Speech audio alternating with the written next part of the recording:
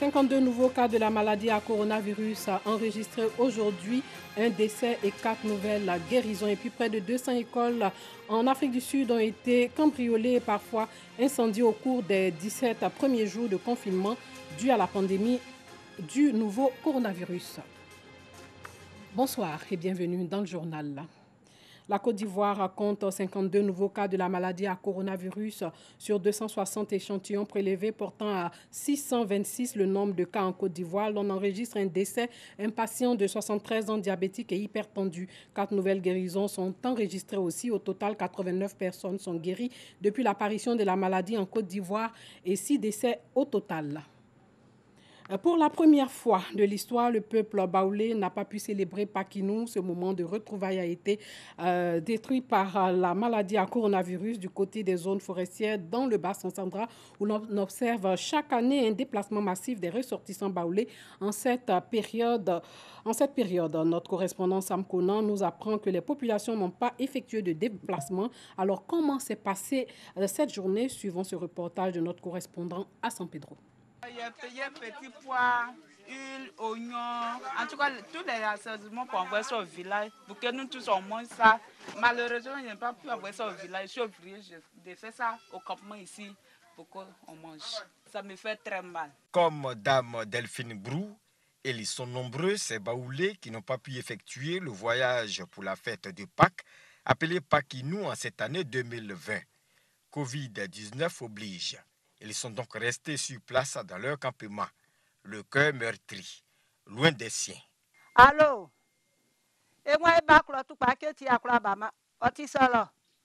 Nous voulons venir au village, mais à cause de la maladie coronavirus, nous n'avons pas pu effectuer le voyage.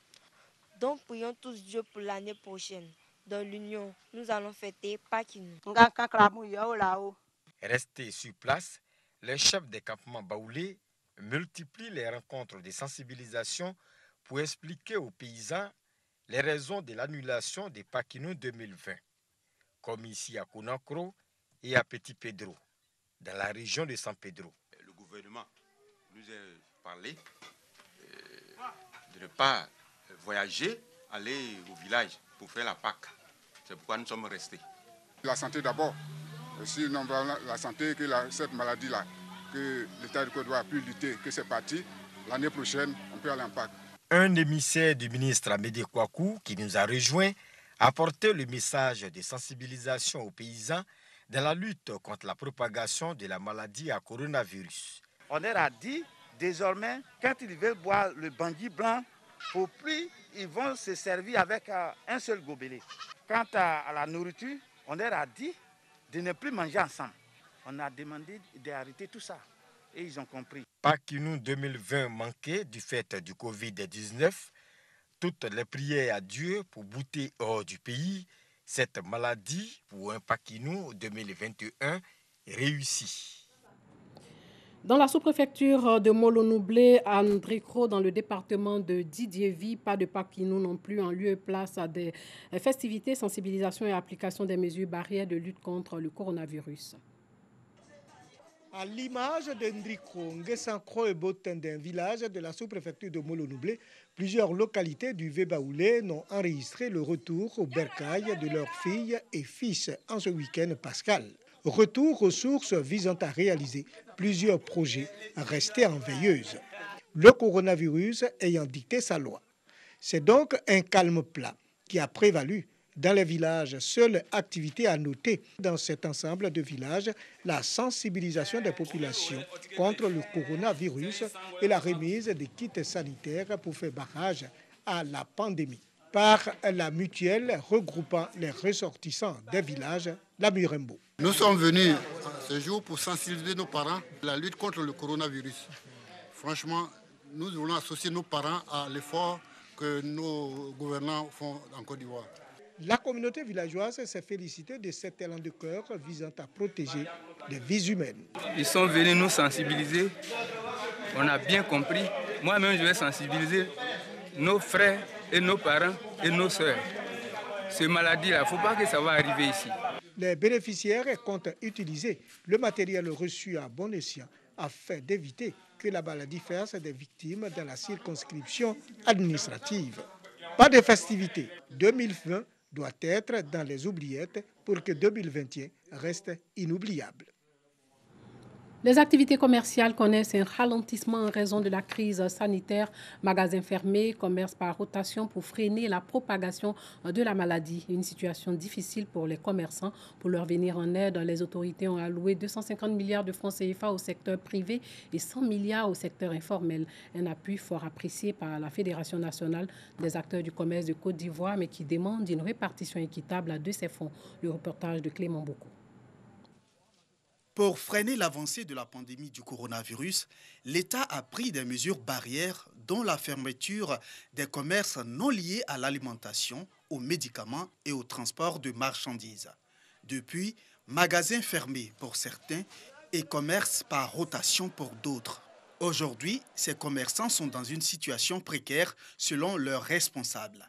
L'État a réagi en apportant un fonds d'appui de 250 milliards au secteur privé et 100 milliards au secteur informel. Selon la Fédération des acteurs du commerce de Côte d'Ivoire, FENACSI, 30% de ses membres appartiennent au secteur privé et 70% au secteur informel. D'où un plaidoyer pour une répartition des fonds en tenant compte de ce critère. La FENACSI souhaite une aide matérielle et financière d'urgence de l'État en soutien sanitaire pour doter tous les commerçants impactés en équipement de protection individuelle sur toute l'étendue du territoire national d'une part et entreprendre une vaste campagne de sensibilisation et de formation des acteurs du commerce sur la pandémie et le respect des mesures barrières d'autre part.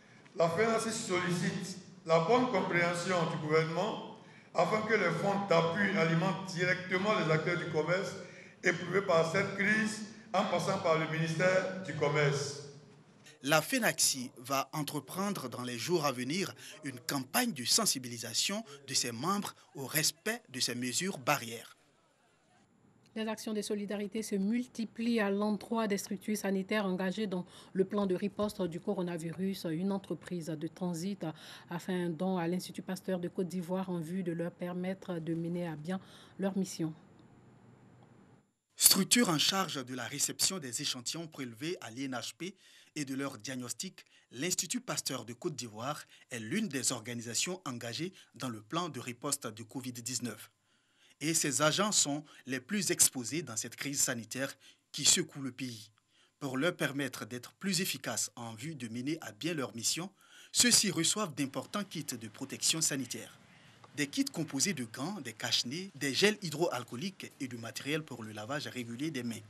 Une initiative d'une entreprise évoluant dans le secteur du transit. Il fallait les aider pour qu'ils soient à l'aise dans cette tâche régalienne de l'État. C'est très très important pour nous aussi. C'est vrai qu'il faut aider les populations, il faut aider aussi ceux qui sont là en train de protéger nos vies. Des dons réceptionnés par Hortense Kitty, directrice scientifique de l'Institut. Ces dons vont permettre à nos équipes de pouvoir se protéger et pouvoir fournir des résultats de qualité. Nous voulons dire aux populations et les rassurer sur le fait que nous sommes là, nos équipes sont disponibles 24 heures sur 24 pour réaliser un diagnostic fiable, que les sujets dits Covid positifs puissent être confinés pour que le reste de la population puisse vaquer de façon sûre à ses occupations. Des kits sanitaires qui seront utilisés à bon escient, rassure la directrice Hortense Kitty. Depuis la découverte du premier cas de Covid-19 le 10 mars dernier, le nombre de malades ne fait que croître. En plus des mesures barrières édictées pour briser la chaîne de propagation, d'autres dispositions viennent d'être prises par le Conseil de sécurité pour briser la chaîne de propagation. Il s'agit du port obligatoire des masques et du confinement obligatoire à domicile de toutes les personnes fragiles, notamment les personnes âgées et celles souffrant de maladies chroniques. Le comité de lutte contre les épidémies et urgences sanitaires du département de Toulepleu est aussi actif dans cette lutte contre le coronavirus. Une délégation de ce comité s'est rendue à la frontière Côte d'Ivoire-Libéria pour vérifier l'efficacité de la fermeture et sensibiliser les populations sur la menace de la pandémie. Ève Boy. Nous sommes à Pékan-Webli, barrage frontière entre la Côte d'Ivoire et le Libéria dans le département de Toulepleu. La frontière est bel et bien fermée à tout trafic humain depuis le 22 mars dans le cadre de la lutte contre la propagation de la maladie à coronavirus COVID-19. Une délégation du comité départemental de lutte contre les épidémies et hautes urgences sanitaires, conduite par son président, le préfet Béni Kofi Etienne, est en visite sur le site. Tout en encourageant les éléments des forces de défense et de sécurité, il leur demande de faire attention aux voies détournées. Nous avons des frontières officielles que vous surveillez déjà très bien, mais il faut être vigilant par rapport au passage que nous avons détecté ça et là. Le maire de Toulepleu renchérit sur la question et met en garde certains habitants. Des frères qui sont au Libéria, qui passent par des chemins détournés et qui rentrent en Côte d'Ivoire et qui rentrent dans des quartiers, qui rentrent dans des villages. Mais nous avons donc mis en garde les chefs des quartiers. Nous leur avons demandé vraiment d'arrêter cela. Parce que l'étranger qui vient chez toi, tu penses que c'est ton frère, mais tu ne sais pas d'où il vient et tu ne sais pas s'il est porté ou pas. Les populations riveraines, conscientes de la pandémie à coronavirus, affirment ressentir déjà les effets de la fermeture sur le plan économique. Elles lancent par ailleurs un appel à la solidarité aux fils et filles de Toulepleu pour l'acquisition des kits sanitaires et des kits alimentaires. La chefferie d'Anono, un village de la commune de Cocody, vient en aide à sa communauté et à celle d'Audouin ascendant, une action de solidarité qui soulage ces populations déjà éprouvées par la crise sanitaire du coronavirus avec son corollaire du confinement. Clément Boko. Pour aider les communautés villageoises d'Anono, dans la commune de Cocody, et d'Audouin ascendant, dans la commune de Songon, à surmonter la crise sanitaire de la maladie à coronavirus, la chefferie d'Anono leur offre des vivres. Un élan de solidarité qui vient soulager ces populations. On parle de confinement. Nos parents, nos veuves, nos enfants, tous ceux qui sont là, qui sont confinés, je pense qu'ils auront besoin de ce don quand même pour se maintenir. Voilà, pour se maintenir, pour mieux se confiner, pour ne pas encore propager la maladie. Pour nous, c'est un appel à la solidarité communautaire, c'est un appel à la solidarité entre frères, surtout à tous les chefs Djagba, que cette solidarité-là naisse véritablement en nous et que nous puissions apporter assistance à nos communautés et à nos frères. C'est en 2019 que le village d'Anono et celui d'Audouin ascendant ont signé un accord de jumelage. Depuis lors, l'on assiste à un échange entre les deux communautés. Autre chose à présent, près de 200 écoles en Afrique du Sud ont été cambriolées et parfois incendiées au cours des 17 premiers jours du confinement dû à la pandémie au nouveau coronavirus. Les attaques vont d'incendie de bâtiments au vol d'ordinateurs, imprimantes et même chaises de classe. Avec 73 cambriolages, la province de Mpumalanga dans l'est du pays arrive en tête, suivie par celle de Gauteng qui réunit la capitale Pretoria et Johannesburg où le nombre s'élève à 55 casses d'école. Les criquets pèlerins se sont signalés aussi. Ils ont causé d'énormes ravages en Éthiopie, ravageant près de 200 000 hectares de terres agricoles et plongeant 1 million de personnes dans le besoin d'une aide alimentaire d'urgence selon les Nations Unies. Ces chiffres résultent d'une étude conjointe entre l'Organisation des Nations Unies pour l'alimentation et l'agriculture, la FAO, et le gouvernement éthiopien et sont publiés au moment où l'Afrique de l'Est se prépare à l'arrivée de nouveaux essaims qui pourraient s'avérer encore plus destructeurs. Ces insectes ont dévasté les plantations de sorgho, maïs et blé et limiter l'étendue disponible de pâturage, a indiqué la FAO. Les efforts pour endiguer la catastrophe, notamment avec l'envoi de denrées alimentaires ou d'argent liquide aux agriculteurs et éleveurs, risquent en outre d'être compliqués par la pandémie à coronavirus, a prévenu la représentante de la FAO en Éthiopie. L'Éthiopie qui n'a officiellement enregistré que 74 cas de coronavirus. Et puis les forces loyales au gouvernement d'union nationale siégeant dans la capitale libyenne ont annoncé aujourd'hui s'être emparées de 2 villes stratégiques qui étaient aux mains du maréchal Khalifa Haftar entre Tripoli et les frontières de la Tunisie. Avant de nous dire au revoir, sachez que la Côte d'Ivoire compte 52 nouveaux cas de la maladie à coronavirus sur 260 échantillons prélevés, portant à 626 le nombre de cas en Côte d'Ivoire. L'on enregistre un décès, un patient de 73 ans diabétique et hypertendu. 4 nouvelles guérisons sont enregistrées. Au total, 89 personnes sont guéries depuis l'apparition de la maladie en Côte d'Ivoire et 6 décès au total. Voilà, c'est tout pour ce soir. Merci de nous avoir suivis et que Dieu vienne en aide au monde.